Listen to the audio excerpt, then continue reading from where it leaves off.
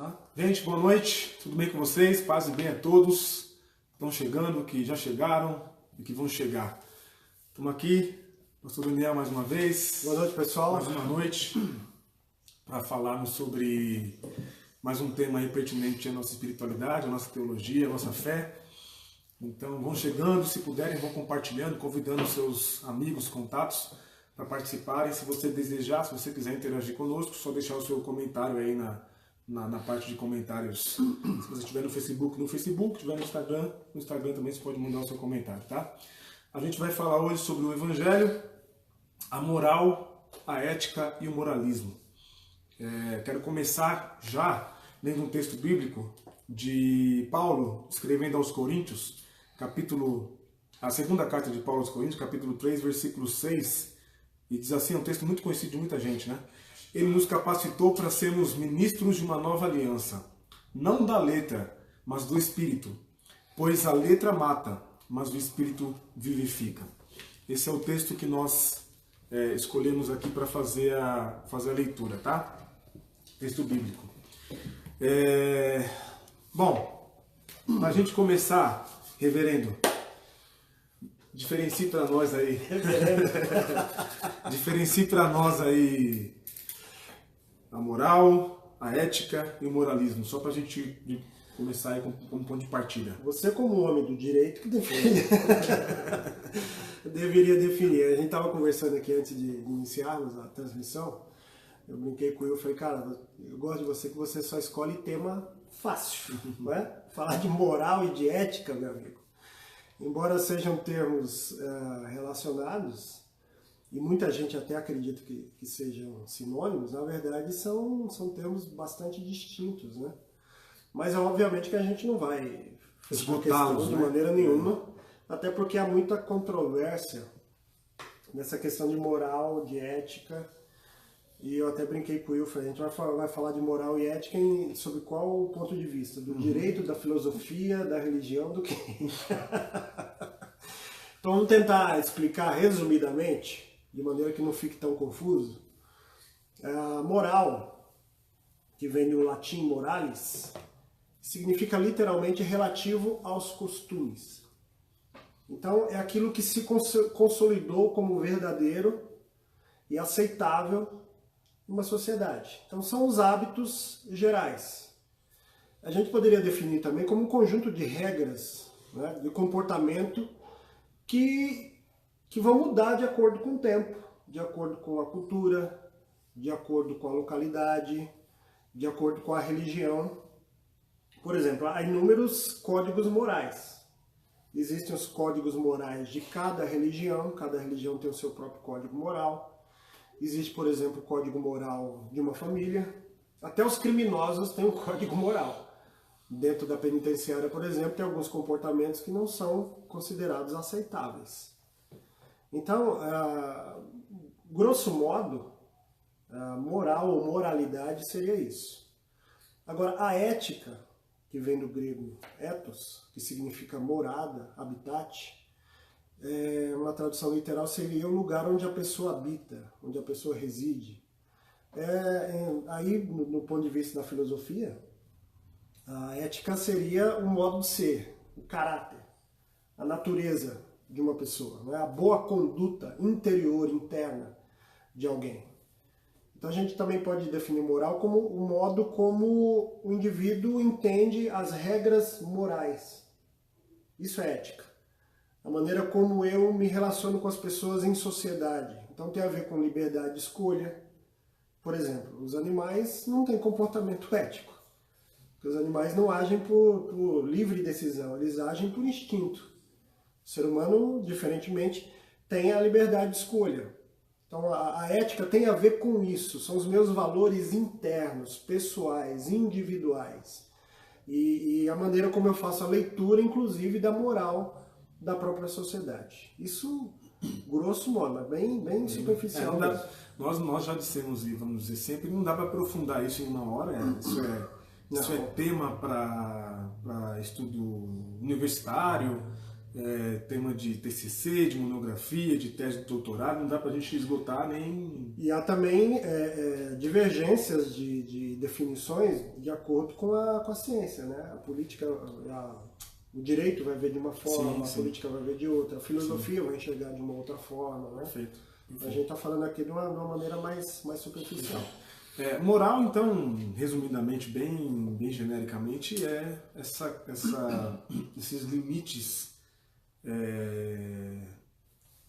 sociais que nós temos que afetam a nossa consciência, né? E são pactos sociais, né, coletivos, que mudam com o passar do tempo. Sim. A diferença nesse aspecto entre a moral e a ética é que a ética ela não é localizada, ela não depende da cultura e ela é universal. Porque onde quer que eu esteja, independentemente da sociedade, os meus valores éticos estão comigo. Sim. Agora, os valores morais de uma sociedade mudam. Por exemplo, até, sei lá, 50 anos atrás, não era moralmente aceitável, por exemplo, que as mulheres usassem um biquíni na praia. Hoje, isso mudou. Ninguém discute mais isso. Perfeito. Então, isso mudou com o tempo. Então não existe necessariamente um vínculo entre a moral e a religião. Necessariamente não. Eu posso ser ateu e posso ter uma moral. Sim, é possível, claro. Porque a moral tem mais a ver... A religião também serve como normatizadora de uma moral. Sim. De certo modo, toda religião tem moral. Mas não é só na religião que a gente tem a moral. A moral está presente na sociedade laica. Independe da religião. Perfeito. Isso não quer dizer, então, que todo ateu é pedófilo, só porque não faz parte de uma religião, todo ateu é promíscuo, todo ateu sei lá, é alguém que tem um comportamento alguém mal, alguém que deseja o mal do próximo. Exato. Por eu não fazer parte de uma religião ou compor um grupo religioso, não garante, número um, não garante que eu sou uma pessoa boa, não, né? E também não fazer parte desse grupo, dessa religião, não diz que eu não sou uma pessoa boa. Né? Exatamente. Moral não tem nada a ver com, não está vinculado, não é obrigatoriamente vinculada a uma religião. Perfeito. A partir desse ponto de vista aí, Dani, qual que é o limite, qual que é a linha, porque é uma linha tênue, né? Qual que é a linha, onde a gente vai, por onde frequentar essa linha tênue para diferenciar entre a moral, a minha moral, a moral dos meus costumes, a moral do meu ciclo de convivência, da minha comunidade, da minha religião, da minha família, com a moral alheia. Né? Ou seja, como eu faço para não viver num ambiente ou viver uma experiência de existência mesmo humana, desses valores, de modo a impor a minha moral sobre você. Ah, ok. Né? Entendi. Entendeu? Aí o que a gente está falando então é de moralismo. Isso. Moralismo. O moralismo, a gente pode considerar o moralismo como a patologia da moral. É a moral adoecida. Porque enquanto na moral existe um certo consenso entre aquilo que é correto e aquilo que é errado, sim, numa sociedade, num grupo, no moralismo, alguns indivíduos tentam impor os seus padrões morais que são particulares e que muitas vezes estão limitados a certa época, estão limitados a certa religião ou certa ideologia, e aí a pessoa quer impor essa moral que é dela, que é pessoal dela, do seu grupo, da sua religião, às outras pessoas. O moralismo ele se caracteriza por ter algumas características bem específicas, né? O moralismo ele é persecutório, o moralismo ele é acusatório, o moralismo pode ser inclusive violento, chegando até em última instância a querer eliminar o outro. A gente percebe isso no próprio texto bíblico. É o moralismo dos religiosos que querem apedrejar aquela mulher que foi pega em flagrante adultério. Sim. Porque ela fugiu de uma regra moral Veja, ela começa como uma regra religiosa na sociedade judaica, no Antigo Testamento. Nos tempos de Jesus, aquilo ali já virou uma moral religiosa. E em nome da moral religiosa, eu posso querer destruir o outro. Isso é o moralismo, na verdade. Não é só a moral religiosa, esse é o moralismo. É aquele policiamento paranoico, onde eu quero definir o comportamento do outro. É o policiamento paranoico de costumes, de práticas. E paradoxalmente, quase sempre os moralistas deixam de praticar aquilo que eles exigem dos outros. Essa, inclusive, era a grande crítica de Jesus em relação aos fariseus. Vocês colocam uma carga sobre as pessoas que vocês mesmos não querem carregar. Então, a linha tênue entre moral e moralismo é esse adoecimento da moral. É quando eu quero impor. Então, nós somos cristãos. E aí nós, como cristãos, queremos impor a toda a nação brasileira que sigam as suas vidas de acordo com as nossas regras morais. Essa imposição, eu posso viver a minha moralidade cristã sem nenhum problema, sem nenhum efeito sobre a vida de ninguém, sem nenhuma imposição. A partir do momento que eu quero impor a minha regra sobre o restante da sociedade, aí deixa de ser moral e passa a ser moralismo. Perfeito. Deixa de ser uma coisa comum e passa a ser uma doença. Entendi. Isso que então a gente também pode considerar aí que aquilo que nós chamávamos aquilo que é muito conhecido como doutrina.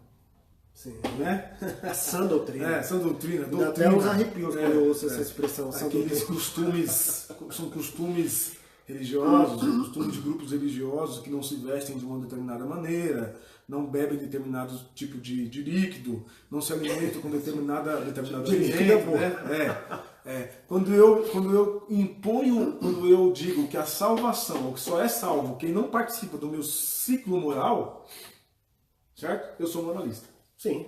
Eu sou um moralista. Sou moralista e eu me torno quase a divindade, né? Sim. Eu quero definir quem é salvo e quem não é salvo. Veja, a gente precisa entender uma coisa.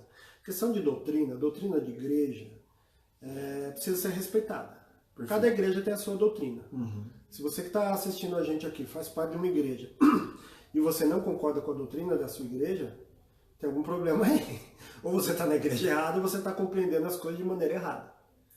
Agora, quando uma doutrina de uma determinada igreja ela quer se tornar absoluta sobre todas as pessoas, aí é um moralismo. Muita gente fala numa expressão que é o tal do falso moralismo. Mas se a gente fizer uma análise mais crítica do moralismo, o moralismo já é uma falsidade. Primeiro, a maior prova de que o moralismo é uma falsidade é que todo moralista é um hipócrita.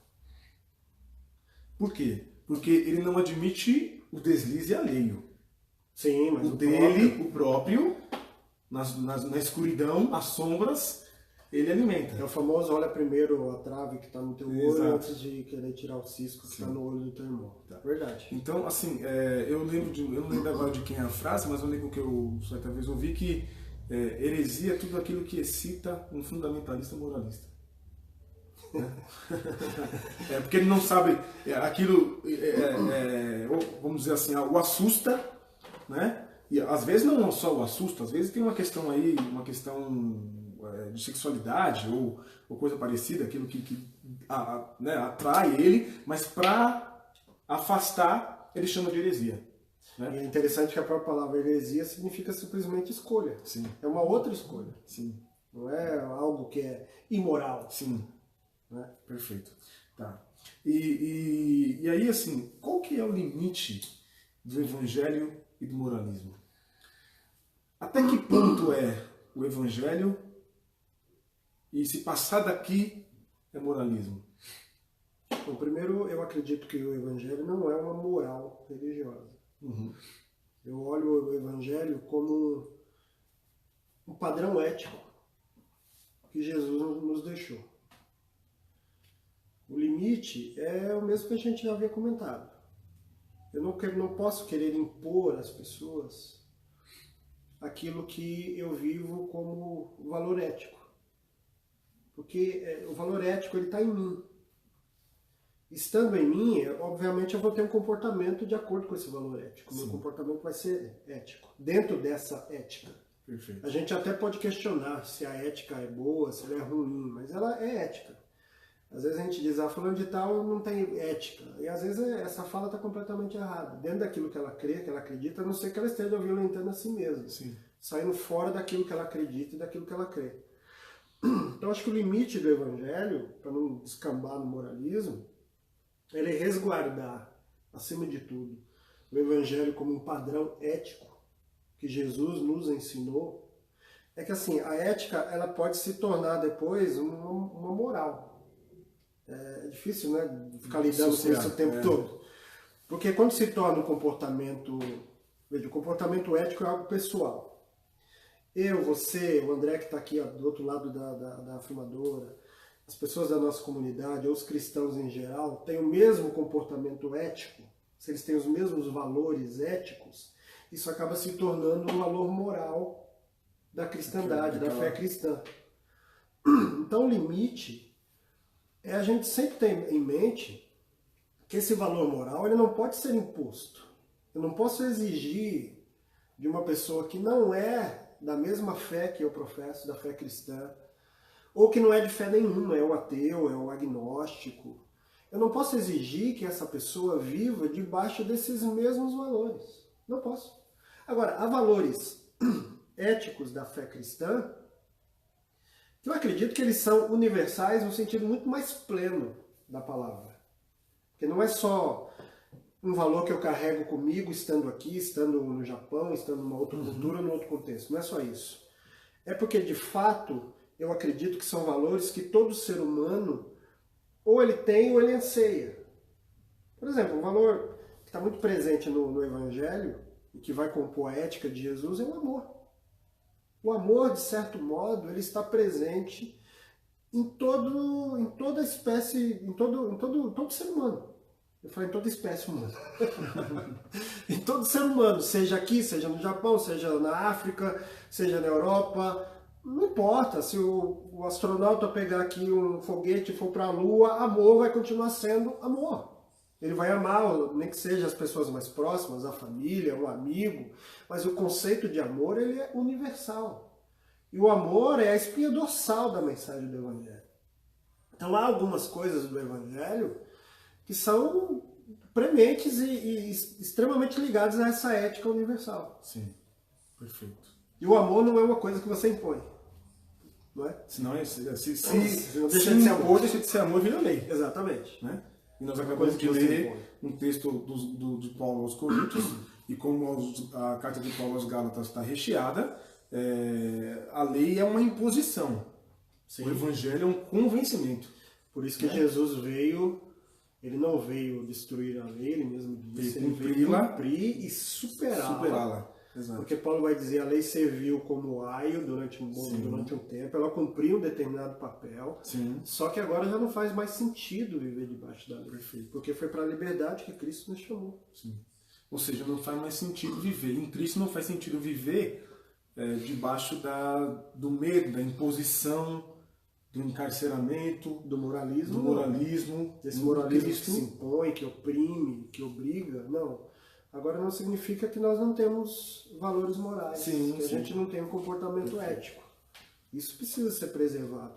Mas veja, não se trata de uma imposição, de um policiamento grotesco, sabe, idiota, de querer cercear a vida das pessoas, dizer isso você pode, isso você não pode. Porque, inclusive, isso é um modo de infantilizar as pessoas. Sim. De roubar das pessoas a autonomia que elas precisam ter. Sim. Então não é papel de nenhuma igreja, não é papel de nenhum pastor, de nenhum líder espiritual, seja de qual religião for, impor sobre as pessoas leis e regras. Volto a dizer, dentro de determinada igreja existem ali os dogmas, né, a doutrina. Ok, se a pessoa quiser se submeter àquilo, ok, ela pode participar daquilo ali sem nenhum problema. Agora, ninguém pode impor isso a ela, a não ser que ela permita, a não ser que ela deixe. Perfeito. E aí, vem mais uma pergunta. Como é que a gente, enquanto comunidade de fé, enquanto convivência de pessoas, reunião de pessoas, faz para viver dentro de um ambiente religioso, um ambiente onde exista moral, de valores éticos e morais, sem viver isso, viver nesse ambiente, sem se tornar, numa ponta, um devasso, irresponsável, e em outra ponta, um moralista, alienado. Como achar o meio termo aí? Aí eu vou ter que recorrer a Aristóteles, né? A ética de Aristóteles. Que Aristóteles trabalhava a ética como a busca do bem viver. Uhum. Ele dizia que a melhor forma de se viver é através do equilíbrio, quando ele escreve a ética Nicômaco. Nem muito a um extremo, nem muito a outro. O equilíbrio da vida, não é? E o equilíbrio da vida de um cristão, para a gente falar numa ética cristã, a gente tem que ir à fonte, que é o Cristo. Jamais existiu sobre a face da Terra um ser mais equilibrado, mais ciente de si, de quem é, das suas capacidades, dos seus valores interiores, da sua ética interior, pessoal, e também do valor que há no outro do que Jesus. Jesus nunca, em nenhum momento sequer da sua vida, da sua trajetória, a gente vê isso nos evangelhos, Jesus jamais se impôs sobre ninguém. Jesus jamais foi um moralista, tampouco jamais foi um devasso. Embora aos olhos dos religiosos, Jesus tenha sido imoral, porque ele fugia da moral da sua época. Ele convivia com pecadores, prostitutas, cobradores de impostos. Os religiosos ficavam escandalizados, o chamavam de comilão, de beberrão, porque ele saía, né, do quadradinho da moral do seu tempo por causa da sua ética pessoal. A ética de Jesus não batia com a moral do seu tempo. Ele inclusive nos ensina e nos faz enxergar que a política, a economia, a sociedade, a religião, a moral do seu tempo não eram capazes de suscitar na vida das pessoas dignidade para todas as pessoas, só para alguns. Só para as elites do seu tempo, para os religiosos do seu tempo, que eram a elite, os políticos, os poderosos e os ricos. O seu olhar, a sua atenção voltavam-se para os excluídos. Aqueles que eram excluídos pelas instituições oficiais, pela moral vigente. Então a maneira como o cristão pode viver a sua vida de acordo com a ética de Jesus é seguindo o modelo do próprio Cristo. A ética de Jesus, por exemplo, propõe a generosidade como pauta de vida. Quando ele diz, olha, ninguém tem maior amor do que esse, dar a vida pelos outros. Alguém até daria a vida pelos seus amigos, mas dar a vida pelos seus inimigos? Olha que padrão ético. A ética que ele defendia sustenta princípios de justiça que atendam às necessidades concretas das pessoas. Quando ele conta a parábola, por exemplo, dos trabalhadores da última hora, ele não está falando de uma justiça retributiva que retribui a cada um de acordo com a sua capacidade, com o seu desempenho, de acordo com a meritocracia. Ele está falando de uma justiça equitativa que nivela a todos. O pessoal que trabalhou só 1 hora recebe a mesma coisa do pessoal que trabalhou 6 horas. Essa ética de Jesus, ela é escandalosa. Ela parece muito fora da curva. É imoral, inclusive, aos nossos olhos hoje. Como assim? Como é que o cara que trabalha só 1 hora recebe o mesmo salário de quem trabalhou 6 horas debaixo de sol escaldante? Uma outra viga mestra que sustenta a ética de Jesus é a compaixão. Na parábola do pai amoroso, não é do filho pródigo, é do pai amoroso. E quando o filho volta, o filho mais velho, né, se rebela, faz biquinho, fica lá fora, não quer entrar. O pai diz, filho, você está sempre comigo, tudo que é meu é teu. Mas era preciso festejar e nos alegrar, porque o seu filho estava morto e reviveu. O seu irmão, isso, estava morto e tornou a viver, estava perdido e foi achado. Então a ética de Jesus inclui a compaixão. Jesus, a gente falou que a letra, você leu o texto, né, de Coríntios que diz que a letra mata. Jesus, várias vezes, ele declarou abertamente contra a idolatria da letra morta, ou seja, essa lei moralista. Ele disse, olha, o homem não foi feito para o sábado, pelo contrário, o sábado é o que foi feito para o homem. Ninguém foi feito para a lei. Declarações condenatórias. ingessa a misericórdia, o cuidado que a gente precisa ter a serviço do próximo, porque essas coisas ignoram o ser humano e as suas necessidades. Porque existe uma característica muito peculiar da religião moralista, é que ela não consegue produzir vida, né? Não, ela só produz morte. Só morte. Aquilo que inicialmente deveria gerar vida... Mais do que morte, né? A religião moralista só consegue produzir processos de maldade. Antivida. Verdade. Né? Que atropela o ser humano. Atropela o ser humano. Você não consegue ser quem você quer, quem você é. Então é uma lista de não faça, não toque, não pode, não veja, não olhe, né? Não pense. É uma série de nãos, enquanto o Evangelho vai na contramão e diz, não é assim.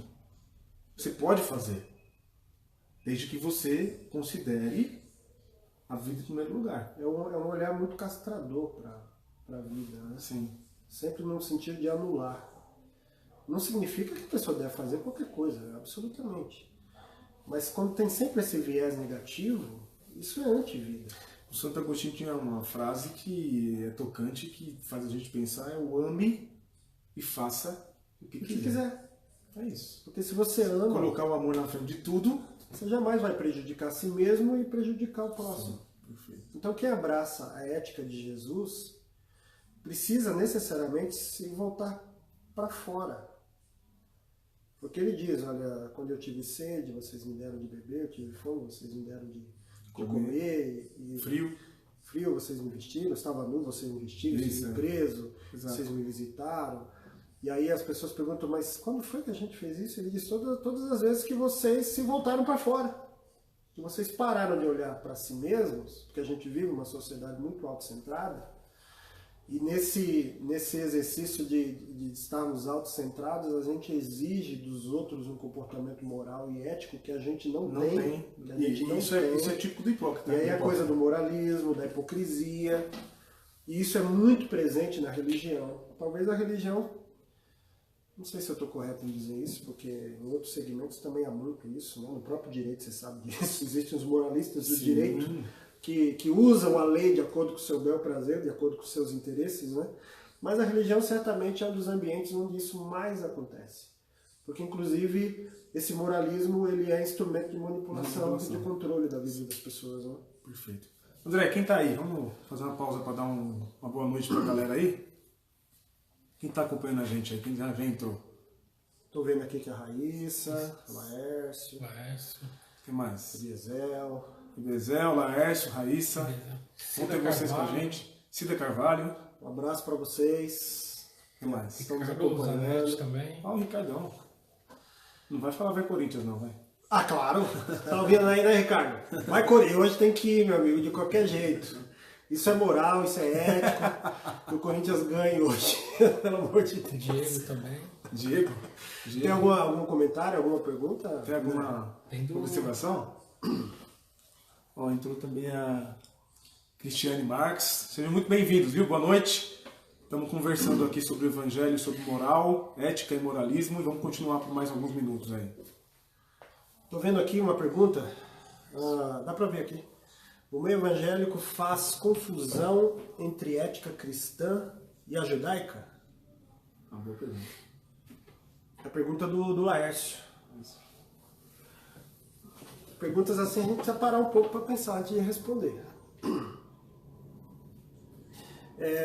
Partindo da explicação que a gente deu no início, a ética tem mais a ver com uma questão mais pessoal, mais interna. Não é? Essa ética coletiva ela pode se tornar uma ética judaica. Eu acho que o meio evangélico, eu acho que eles confundem mais comportamentos, e aí a gente vai cair mais na questão moral do que ética. Porque há uma onda judaizante hoje em dia, né, no meio evangélico. E essa onda não é nova, né? Não é essa nova. onda não é nova. Talvez ela se acentuou. Eu não sei se... O que parece é que a onda neopentecostal encontrou no simbolismo judaico um apego aos símbolos que o protestante, né, e o evangélico talvez de segunda onda, aí, de primeira onda, né, da Assembleia de Deus, etc. Não tem. Né? E aí encontrou no judaísmo uma maneira de trazer esses símbolos para o evangelicalismo, né? Para esse cristianismo evangelical, Sim. inseriu esses símbolos, se apegou a esses símbolos, né? E o problema não é inserir, o problema não é trazer, o problema é não compreender, ou o problema é fazer desses símbolos um bezerro de ouro. Sim. Eu estava pensando aqui,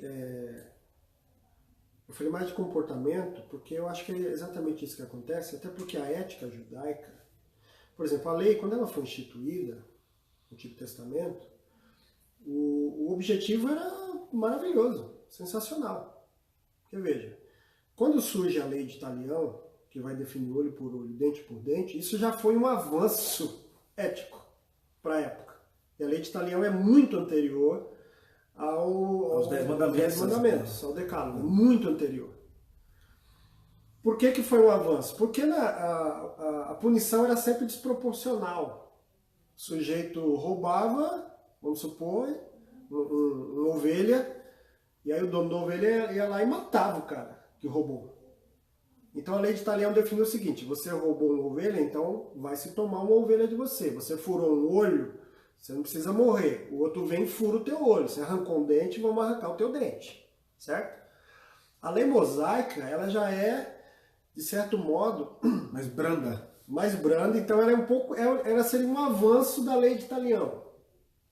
E Jesus, quando chega, aí é que é um avanço total. Sim. Aí é um comportamento ético, de fato, que pode e deve ser assimilado e reproduzido na vida de todas as pessoas, mas jamais imposto, senão vira moralismo.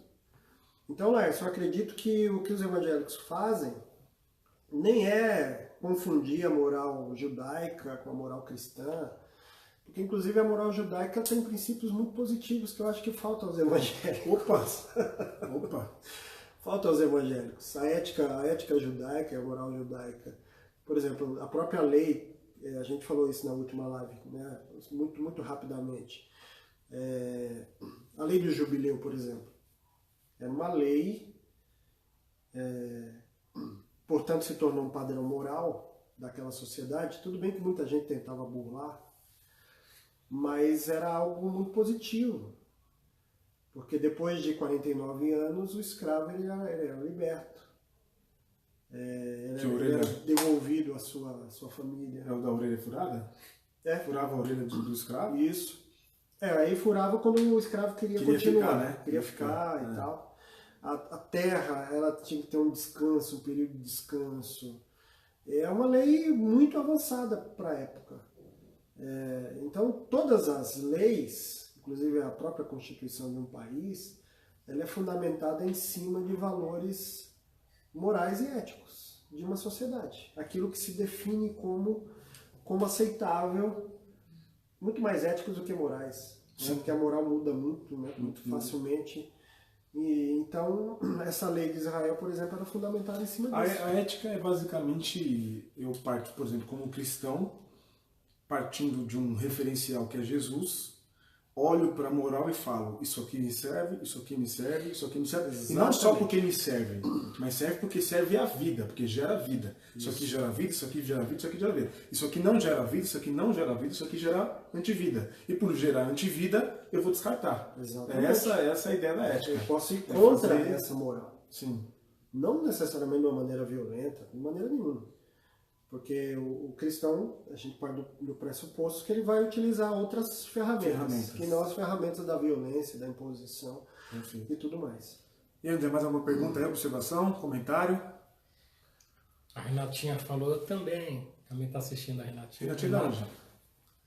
Eu acho que Renatinha é a esposa do Wesley? Isso. Renatinha. Legal, Renatinha. Beijo, Rei. Beijo pra você. A Marine Reis escreveu, também acredito que os evangélicos dão mais valor ao comportamento que a ética e a integridade. Louco. Mais valor ao comportamento alheio, né? Do que o seu próprio comportamento. Porque a ética, veja, é o meu comportamento quando as pessoas estão me vendo ou quando elas não estão vivendo. Aliás, é como a música do Capital Inicial. O que você vai ser quando ninguém te vê, né? Mais ou menos assim a música? Essa música Não conhece aquela música do Capital Inicial?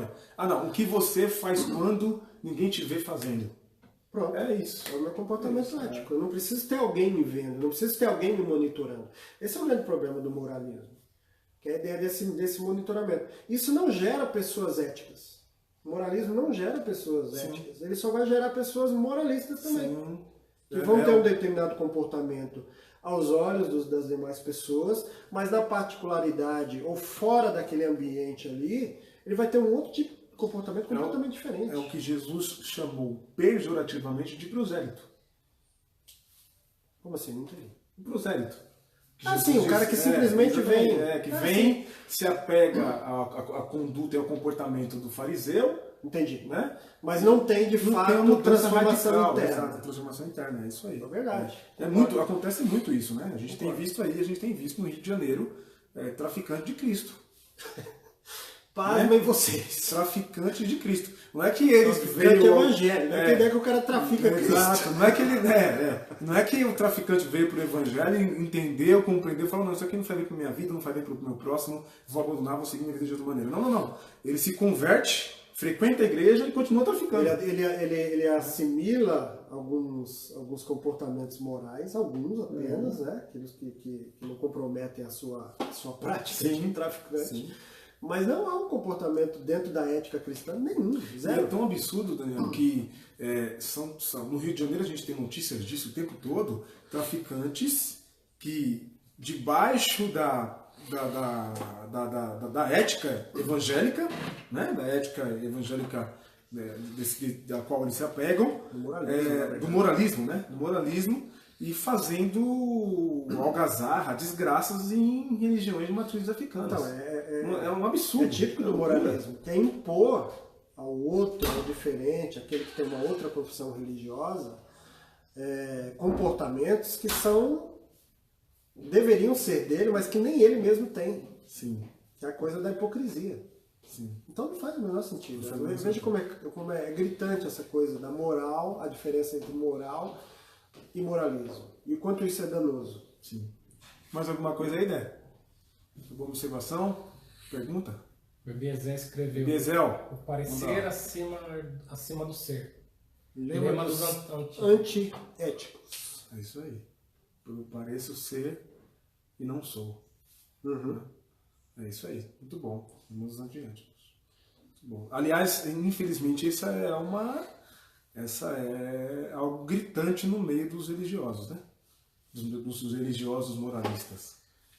Eu pareço ser bom, mas na primeira oportunidade eu transgrido em favor dos meus próprios interesses, em favor do meu benefício, algo que me beneficie, né? A gente tem muito isso, né? O Maquiavel também fala muito disso, né? Melhor aparentar ser do que ser. Ele fala da... Eu não sei se é o Maquiavel que fala do mito da mulher de César, que ela que dizia isso. Que é melhor parecer ser do que ser. Isso, acho que é isso. Acho que é o mito da mulher de César. É isso. E o Evangelho, gente, o Evangelho não admite isso. Né? Em hipótese alguma, o Evangelho admite a possibilidade de você só parecer ser. Por isso que é a mudança de dentro para fora, né? A mudança de fora para dentro é a mudança da lei, que é a mudança da imposição, né? A mudança da... Inclusive porque o Evangelho, ele não condena o ser humano nas suas inadequações. Perfeito. O Evangelho não exige de nós um comportamento perfeito, perfeccionista, né? Estava me lembrando agora daquele episódio de Jesus na casa de Simão, fariseu, e aquela mulher pecadora entra e derrama perfume, né, nos pés de Jesus e tal. E Simão, como um bom fariseu moralista, ele olha para a mulher, ele vê uma transgressão, ele enxerga um comportamento inadequado, imoral. Ele quer impor sobre a vida dessa mulher o mesmo comportamento que ele tem. E Jesus lida de uma maneira completamente diferente. Jesus sabe quem aquela mulher é. Ele conhece as suas inadequações, ele conhece os seus pecados, ele conhece as suas falhas. mas ele faz questão de ressaltar o perdão e a graça sobre a vida daquela mulher. Inclusive ele confronta essa realidade ética que ele possui com o moralismo hipócrita de Simão. Ele diz, você vê essa mulher, você está vendo, o que você enxerga nela? Você enxerga uma pecadora, miserável, desgraçada? Pois eu enxergo alguém que ama muito, porque muito foi perdoada. Sim. Muito foi perdoada. Então, o Evangelho não olha para o ser humano com esse olhar negativo, onde o ser humano precisa disfarçar algo que ele não é. Pelo contrário, isso é típico do moralismo. O Evangelho de Cristo, pelo contrário, olha o ser humano e valoriza o ser humano como ele é. Como ele é. Deus deseja transformar a vida do ser humano? Claro que Sim. sim, sempre para melhor. Sim. Mas nos valoriza e nos aceita exatamente como somos. A Raíssa colocou aí a música, e é interessante porque a música não é só aquele trecho. O Capital canta o que você não quer faz quando ninguém te vê. Fazendo. Fazendo. O que você queria fazer se ninguém pudesse te ver. É a pergunta da música, e eu acho que essa é a pergunta do Evangelho também. Boa. Do Evangelho. O que você faria se ninguém. O que você quer fazer? Qual que é o seu desejo se ninguém pudesse te ver, né? É uma pergunta, inclusive, da ética do Evangelho, parte do Evangelho essa pergunta. Ó o Maxwell entrando aí. Valeu, tio. Abraço. Ô, Maxwell. Cara, eu sei que eu tenho idade para ser seu tio. Abraço, querido. Faz tempo que a gente não se vê. É bom ter você por aqui, viu? Abração. Então, Daniel, o Evangelho... Mais alguma pergunta aí? Mais alguma observação? Se quiserem perguntar, interagir, deixa aí nos comentários. Então, o Evangelho não é só aliado, não é só inimigo, opositor do moralismo. Quer dizer, o Evangelho não é só a moral, ou o Evangelho não é uma moral, ou o Evangelho não é só a moral. O Evangelho é inimigo do moralismo. Ou você é um moralista, ou você é discípulo de Jesus. A gente precisa entender o que é imoral. Imoral é você transgredir uma moral, uma regra coletiva. Sim. Aquilo que está estabelecido como certo, como correto. Sim. Sob esse aspecto, o Evangelho pode ser imoral. Imoral, sim. Se existe uma regra da nossa sociedade que contraria os valores do Evangelho, o Evangelho vai contra essa moral da sociedade.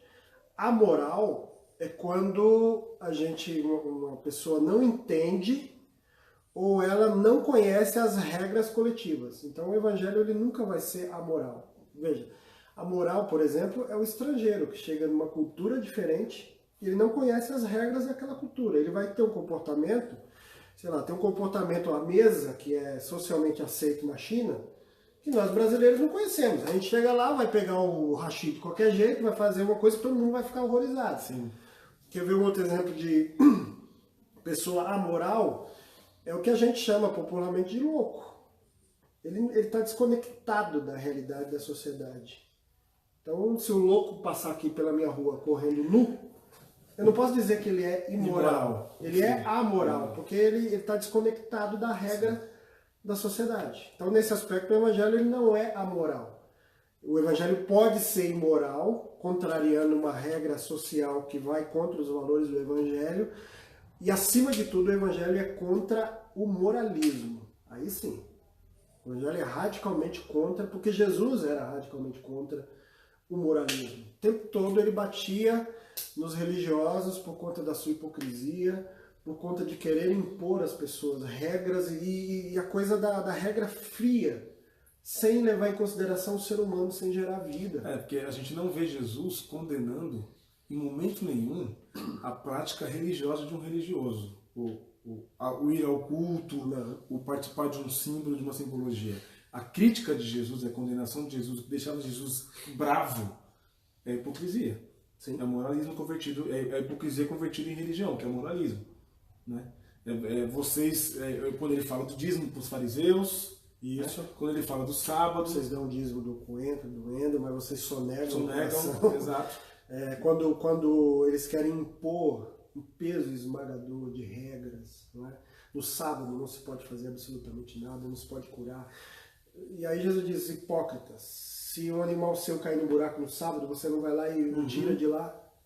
Jesus e seus discípulos estão colhendo espigas e comendo no sábado, os religiosos o censuram, Jesus faz uma crítica em cima disso também. Sim. Então o Evangelho é contra esse moralismo que que castra a vida do ser humano, que coloca peso, que esmaga, que censura. Sim. Sim. A gente está vivendo no mundo a era do moralismo, né? Eu não sei se isso tem a ver com a história ser secular, né? Mas a gente vive a era do moralismo. Ou seja, uma determinada parcela da sociedade, com a sua moral, está trabalhando arduamente para impor a sua moral. A gente vive hoje isso muito presente aqui no Brasil, né, recentemente. Interessante que quanto mais moralismo, menos moral. E menos comportamento ético. Exato. Inclusive, a ética diz respeito ao meu papel, o que eu preciso desempenhar. Veja, o moralista, a gente poderia dizer, é a pessoa que diz assim, alguém tem que fazer alguma coisa. O outro sempre tem que fazer alguma coisa. Não eu. Comportamento ético é dizer, eu preciso fazer alguma coisa. O moralista sempre vai transferir responsabilidade. A pessoa que tem um comportamento ético vai trazer a responsabilidade para si. Por exemplo, a gente se queixa de viver numa sociedade extremamente violenta. Mas de acordo com o meu comportamento ético, eu preciso me perguntar até que ponto eu contribuo para essa violência. Sim. Até que ponto? Para corrupção. Para tudo. A gente tá matando o planeta Terra. Então a pergunta não é o que o governo simplesmente tem que fazer, é o que eu, como cidadão e como pessoa que tem valores éticos, inclusive da ética cristã, de que maneira eu tenho também destruído o planeta no qual a gente vive. Sim. Então não é terceirizar a responsabilidade e terceirizar respostas, mas é a gente assumir a nossa responsabilidade. Qual é o meu comportamento diante do outro? Qual é a minha responsabilidade diante do outro? Porque a gente vê o tempo todo Jesus não se omitindo diante dessa responsabilidade, desse comportamento. Perfeito. Para a gente já caminhar para o fim, existe uma séria crise, digamos assim, na evangelização. E partindo do princípio de que o evangelho não é moralista, aí fica mais crítico ainda, no seguinte ponto de vista. Quando eu evangelizo, no ato de evangelizar, ou no ato, né, de levar a palavra, o evangelho, evangelizar no sentido de levar o evangelho, quando eu estou levando o evangelho e quando eu estou levando a minha moral, ou o meu moralismo. Ótima pergunta. Ótima pergunta. Quando a gente leva o evangelho, eu acredito que é inevitável que a gente acabe levando um pouco da gente mesmo. Mas há valores do evangelho que ultrapassam a minha pessoalidade, a minha personalidade. Veja, Jesus nos deu um exemplo, ele nos convida, nós que queremos segui-lo, a fazer o mesmo. Ele promete que ele vai nos dar uma assistência nisso. Ele diz assim, olha, vocês vão por todo mundo e façam discípulos de todas as nações. E ele diz, olha, ensine essas pessoas a terem o mesmo comportamento ético que eu tenho. E eis que eu estarei com vocês. Eu vou junto nessa empreitada. Eu estarei com vocês até o fim dos tempos. Então, primeiro eu preciso crer nessa promessa de Jesus, de que é possível, sim, que eu evangelize, que eu anuncie a mensagem do Evangelho. E óbvio, se eu vou seguir o exemplo de Cristo, eu jamais vou me impor, eu jamais vou me valer de um moralismo. Mas eu vou falar muito de mim também, né? Daquilo que... Mas se o meu comportamento ético é de acordo com a ética de Cristo, a minha moral também vai ser uma moral cristã. Então até aí não há nenhum problema. Porque o problema é a coisa de descambar para o moralismo. Sim, a questão é sujeitar a moral à ética do Evangelho. Isso. Né? É sempre esse movimento. A ética tem que ser sei lá, que ilustração poderia usar? A bússola. É o que vai validar a moral. Sim. Sabe, é o que vai dar validade, vai dizer essa moral ela é boa, ela é positiva, ela gera vida. É a ética de Cristo. São os valores que ele nos deixou. Então, a partir da ética de Cristo, a gente pode ter uma boa moral religiosa, sem nenhum problema. e jamais descambar para o moralismo. Jamais. É isso. Sempre observando que o moralismo não gera vida, né? Mas castração, medo, pavor. Tem mais uma participação aqui do Ebiezel. O que o Ebiezel comentou aí, né?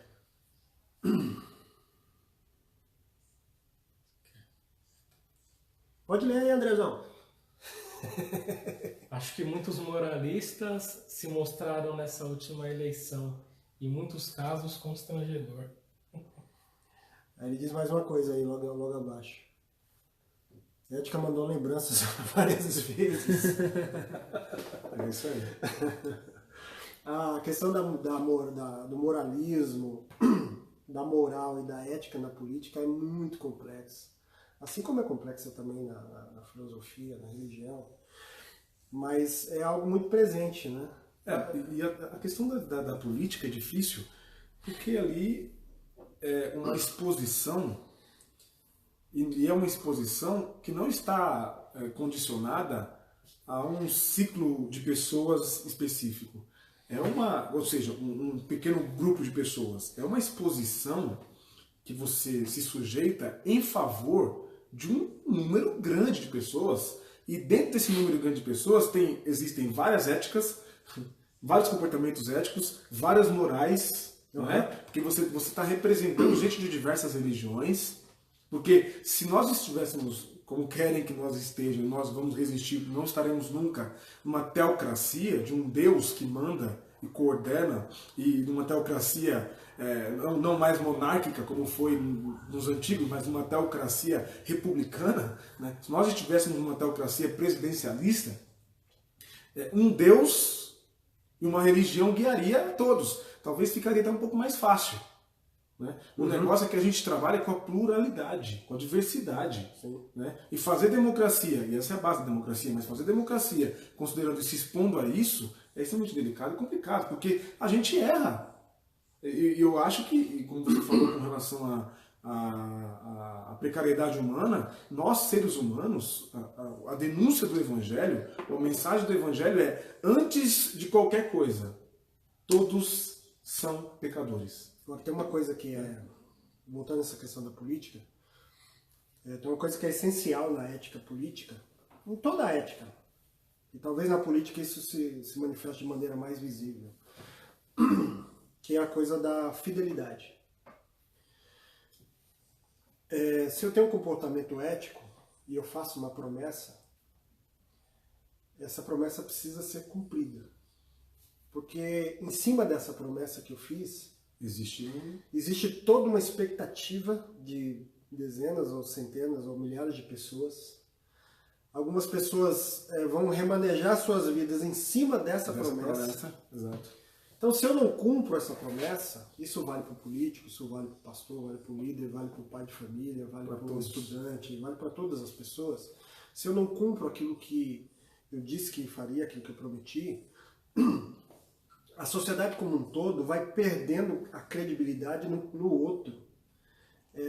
Parece um exagero dizer isso, mas vai criando uma onda de falta de credibilidade. Falta de confiança. Falta de confiança. Falta de fé. Falta de fé.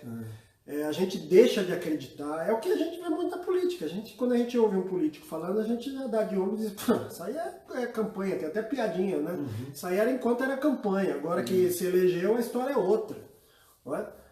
E a gente vê isso o tempo todo. O sujeito diz uma coisa e logo em seguida o comportamento é outro.